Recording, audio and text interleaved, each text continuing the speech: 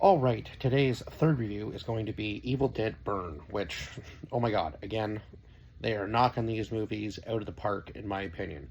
Now, I've seen some stuff online that this didn't get as good of a review as some of the older movies, but I mean, I thought it was phenomenal. Now, this family, obviously, it was quite a bit of a different take. Like, the family kind of just accepted the fact that they're turning into Deadites this time around, as opposed to, everybody trying to fight it in the beginning. Now, obviously, some of them did, and the one scene in the house was just absolutely chaotic near the end of the movie. But yeah, it seemed it seemed they eventually just slowly like accepted their fate, and I think that was because they were somewhat grieving, obviously, due to the loss of their son, right? And his wife kind of seemed like she was distant from the family and not really wanting to be anywhere near Will's family at all, which I mean makes sense the more you dig into the story because he was fairly abusive from the looks of things and not a good person at all. Treated his wife very poorly, and even though, yeah, I guess he met her in.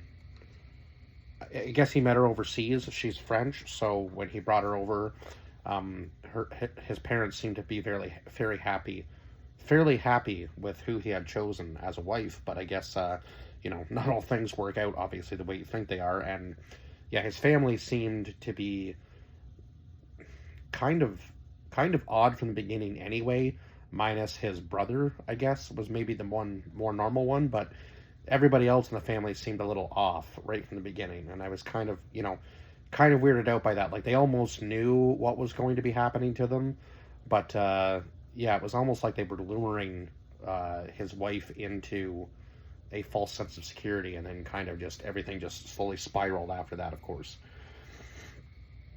So we had Sohelia Jacob, who played Alice. Sorry, we'll go over the cast list. Tandy Wright, who played Susan, who was the mother, right? Hunter Duhan, who was Joseph. That would have been, I do believe. Oh my God, was Joseph the? No, Edgar was the father. Sorry, my bad. Joseph was Will's brother, right? And then Lucian Buchanan, who played Tia. Errol Shand, who played Edgar, that was the father. Maud Davey, who played Polly, that was the grandmother. George Puller, who played Will, who was Alice's husband. Greta Van Den Brink, who played Jessica. So she was the one.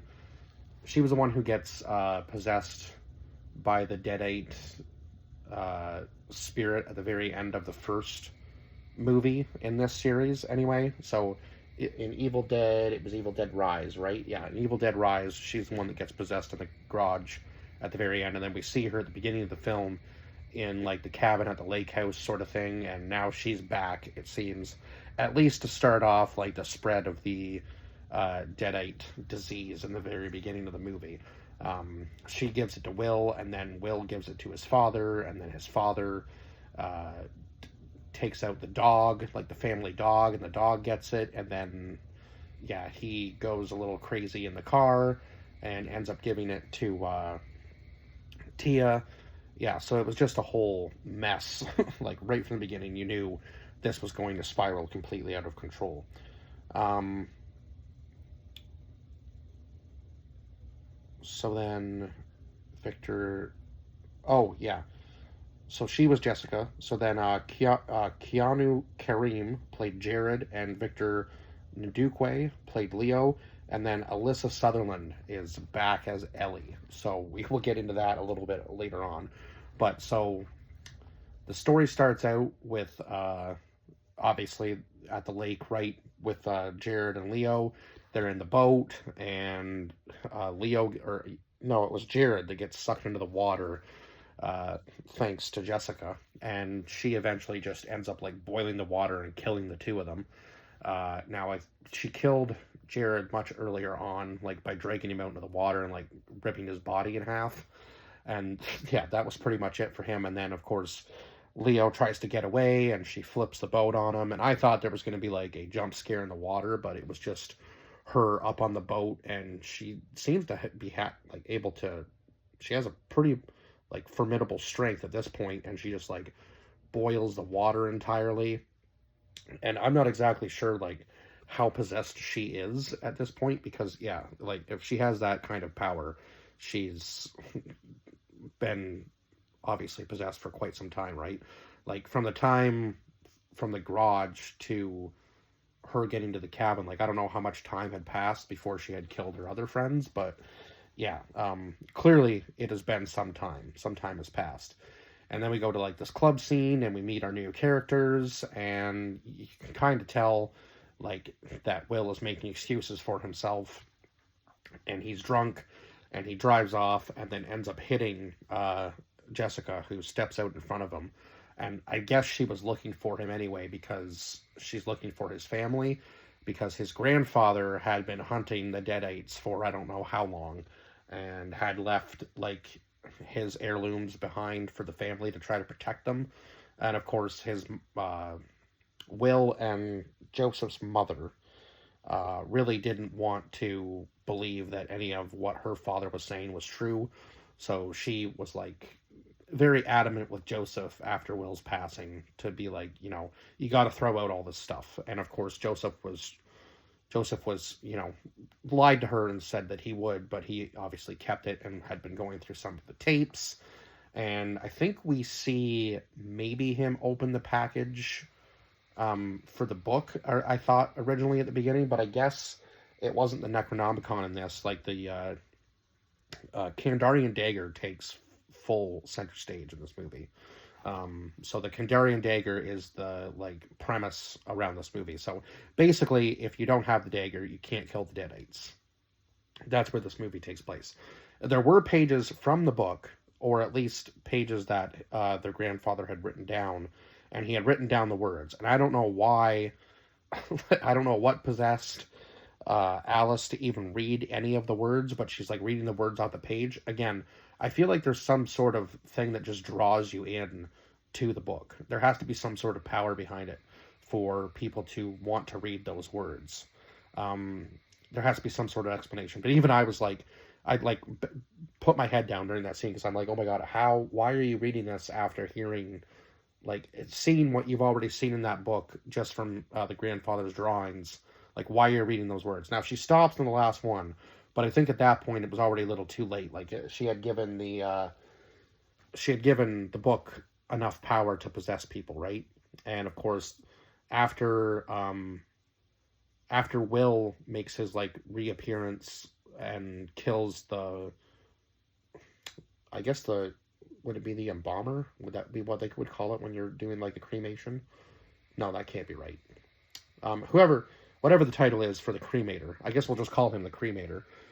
He ends up killing the cremator, and of course the father doesn't seem like too taken back by what's happening. Like, he almost seems like he knew it was going to happen. So yeah, and Will's whole thing throughout the movie is like that Alice can't live without him, and she just seems to like enjoy the pain. So she does end up showing like this huge scar on her stomach at one point in the movie, saying to Will's mother, you know, or saying to Susan that, you know, this is what her son was actually like. And of course, Susan doesn't want to believe that, obviously, either. Or maybe she kind of knew what her son was like and was just kind of totally ignoring the fact that it could even be true. Because Will does try to say, you know, nobody else ever made him this crazy. Like, nobody ever made him have these angry outbursts before. But I guess he believes that Alice won't ever talk to him about anything that's going on. And he wants to have kids, and she keeps smoking, so that never comes to fruition. So it seems like it's kind of like a toxic relationship right from the beginning anyway. So I don't know why either of them would stay in it, and why they even got married. And it kind of seems like after Will's death that Alice is like kind of going to move back home with her father. She doesn't really want anything to do, obviously, with Will and his family, and then that's when things obviously spiral out of control completely, and the father goes crazy and kills the dog, or at least we think he's killed the dog, but then it ends up getting the Deadite virus as well. So I'm not really sure how the dog ended up getting possessed. I guess maybe because the father had touched it. Yeah, again, I'm not really sure.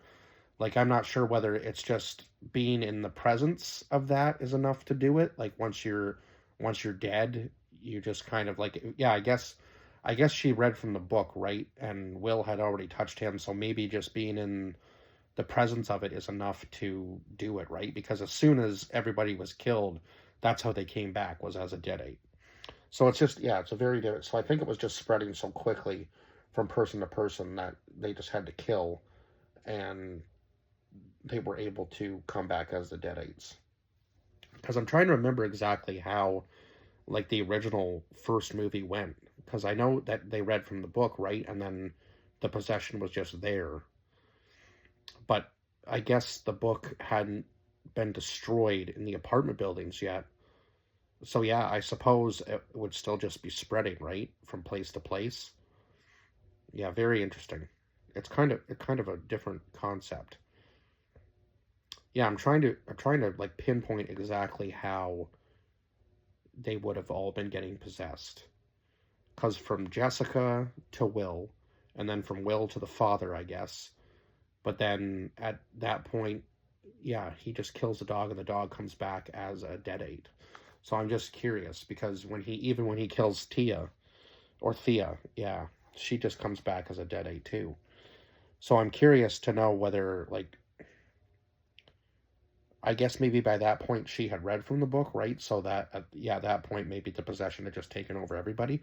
It's hard to tell exactly. So anyway, there was just so much brutality in this movie though, like from and have heard from other reviewers or other people that are like pumped to go see this movie that they dimmed it down a little bit for theaters, so there's an even more potentially violent version, director's cut coming, and I am looking forward to that. Like, I will be, if there's a director's cut that comes out, I will be buying a hard copy of it because I will want to see it in its full potential. Like, I want to see this film for what it was meant to be.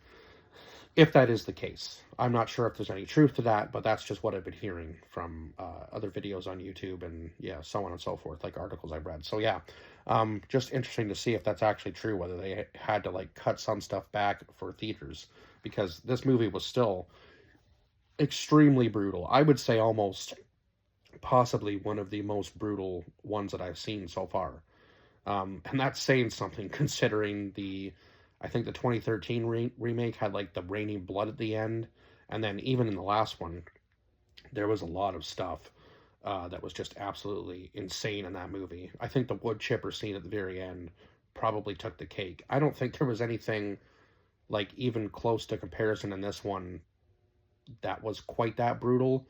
But I mean, yeah, there was a lot of brutal scenes in this movie for sure, and I think it just felt so in like far more tense because they're just in this house the entire time. I feel like the last couple movies, like, you know what I mean? Like, the last couple movies have been way more tense because one of them took place in the apartment and now we're in a house.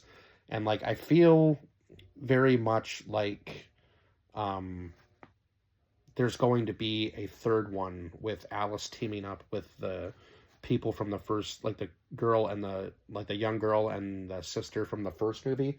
I feel like they might team up and hunt the other Deadites now. I feel like that's kind of what this is leading up to, especially with Ellie coming back in the post-credit scene. Like, there's this young girl looking through all of the unclaimed urns, and she sees Ellie's name, and then Ellie appears in the mirror, and then behind her, and just snaps a kid's neck, and I was like, holy crap, how did she even return? Like, what kind of power does the Necronomicon or the Book of the Dead have at this point that we have people returning from previous encounters? Because there's no way that Ellie should even be alive. But I feel like if that's possible, then Jessica could technically still be alive, because when she runs into Will, she burns him alive with some sort of incantation. So yeah, he is basically, I guess, kind of like trapped in hell at this point. And that would be my only trope with the movie, I guess, was the ending was kind of a little bit CGI'd. A little bit over the top CGI, but I guess, I mean, the rest of the movie was phenomenal. So I have to still give this 9 out of 10. If a little bit of CGI is really the biggest thing in this movie, then yeah, because the story was good, the action sequences were great, the violence, the gore, just everything about this movie was an Evil Dead movie, if you're an Evil Dead fan. So yeah. Um, but I was just curious as to how the family just kind of accepted their fate. That the mother kind of flip flopped a little bit, like Susan flip flopped back and forth, but the grandmother, the father just kind of accepted it. Now, I really do wish that they kind of had to use the dog a little bit more in this movie because it seemed like after it got changed into a deadite, it had like one or two scenes where it was used, and I was like, okay, so maybe in the director's cut, there's a little bit more with what happens with the dog, and they just kind of cut it out because it seems like, yeah, the only real scene was when she like walks out into the front yard and kills it in like one swipe, like that was it. And the dog, the dog got the worst of it, I will say. Unlike the deadite side, like it got killed by the father, and then I think it had like an almost second death, and then yeah, it gets like the dog got killed basically 3 times in this movie, and I think maybe that's why it wasn't there nearly as much because it was having to take time to recover.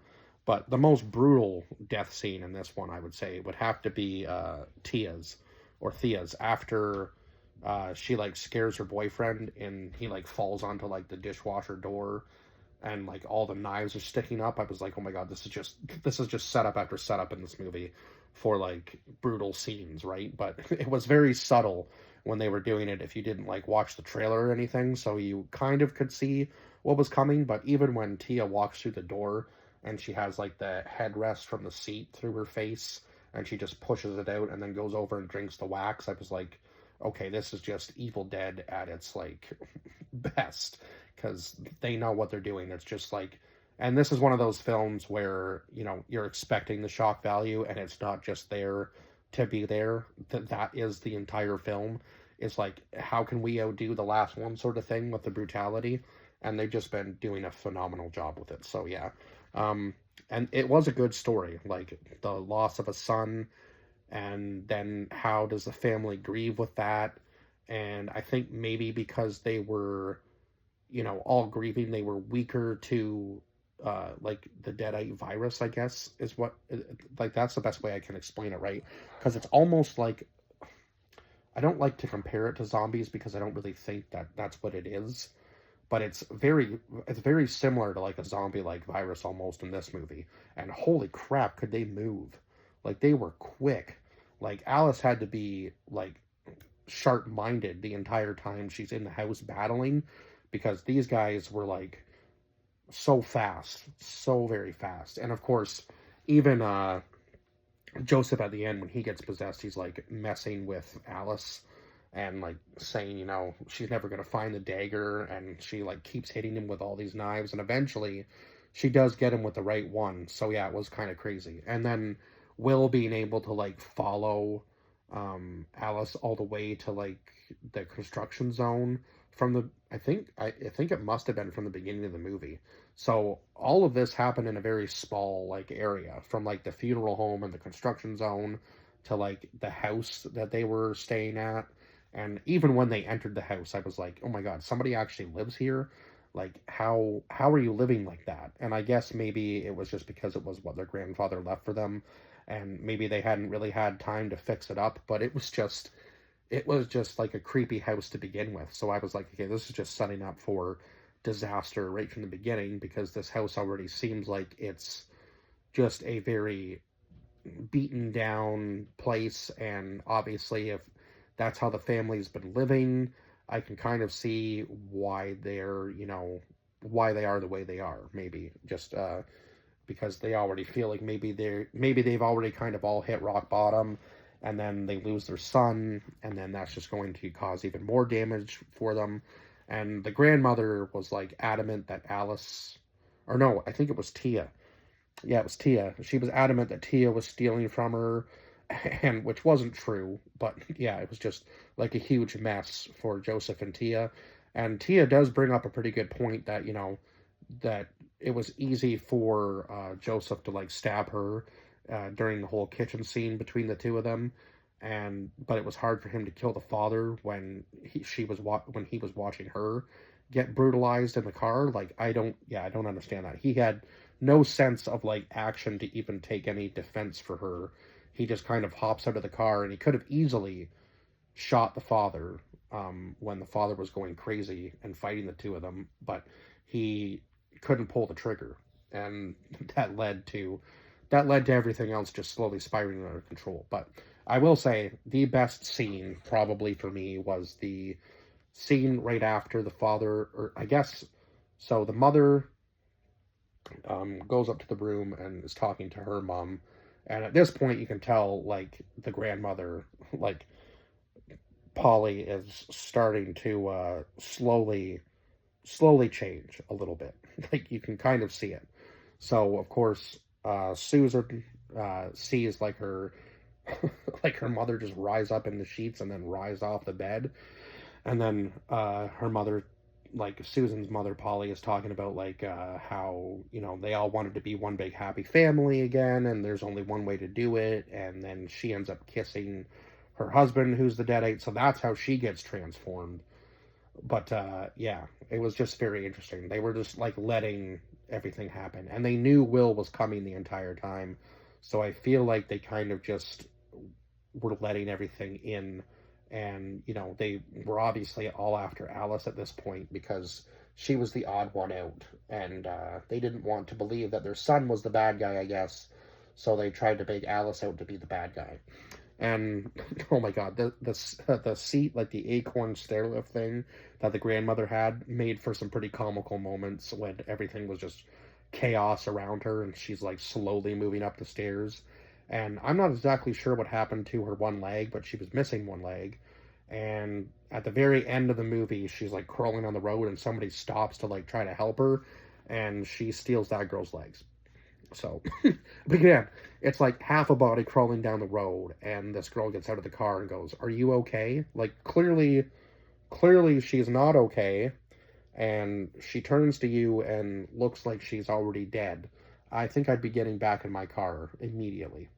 Just, yeah, I would not even be probably stopping for something like that. I would probably just get on the phone and call the cops and say, okay, I don't know if you're going to believe this, but this is what I saw on the side of, or on the road, dragging itself. Like, I wouldn't even probably believe what I was seeing. So I wouldn't be stopping my car. Now, when that first stopped, I thought maybe it was the girl and the sister from the first movie. So I was like, oh my god, we're going to get like a scene with the two of them finally coming to like hunt these guys down. But that wasn't the case. So it is going to be interesting to see whether they return now that Ellie's back. But yeah, I am just so beyond pumped for the final movie in what is probably going to be the trilogy, I do believe, and everything should just kind of come together nicely because there were Easter eggs in this movie, obviously, like when the scene in the construction zone when Alice is like pulling all of the stuff and the chainsaw comes down with her. I was like, are we gonna get a chainsaw scene at the end of this movie? But instead, she used like the oh, what do they call it? Like a jack, like the automated jackhammer thing on Will, and then she like crushes his head with her bare hands. So she was becoming a bit psychotic throughout the film as well.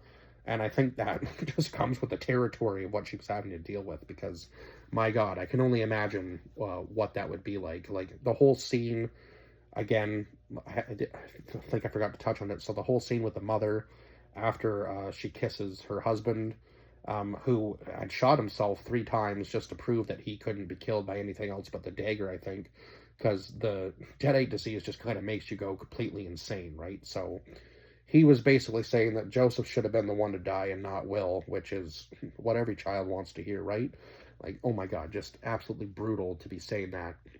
deadite or not. And I think the father was kind of on the fence about that to begin with anyway, before he was even completely changed. So yeah, it seemed like they, again, this is kind of like going back to like that Brother movie where it felt like the parents loved one child more than the other, which is crazy to me. But yeah, the scene that I'm talking about, sorry, I keep getting carried away with other stuff. So the scene that I'm talking about here is the scene where the deadites are just going nuts throughout the house, and like the mother's fighting the father, And then I think at one point even the grandmother gets involved, and then the son's just like being thrown around all over the place. And even with Tia, he got the worst of it too, like thrown through the bookshelf, and then the knives, and then he takes off the whole door from the dishwasher and just absolutely destroys like her face and head. And then he gets rubbed in it later, and that's how he changes. So yeah, there were some obvious ones that like, okay, that's how they changed, but there were some that I was like, did they just die and they're possessed because she's read from the book already? Like, I'm trying to remember the exact timeline of when she would have read from the book. So I guess maybe, yeah, I guess maybe Tia was killed, and at the same time, sort of thing, obviously, she has read three of the words from the book, so that may have been enough to do it for Tia to come back that way. But anyhow, yeah, just a phenomenal movie. um, really looking forward to, if there is a director's cut coming, I'm really looking forward to that. And obviously, the third and final one in what is probably going to be an absolute bloodbath in this trilogy. Yeah, definitely looking forward to it. And I guess I will see you guys on next review. Bye bye for now.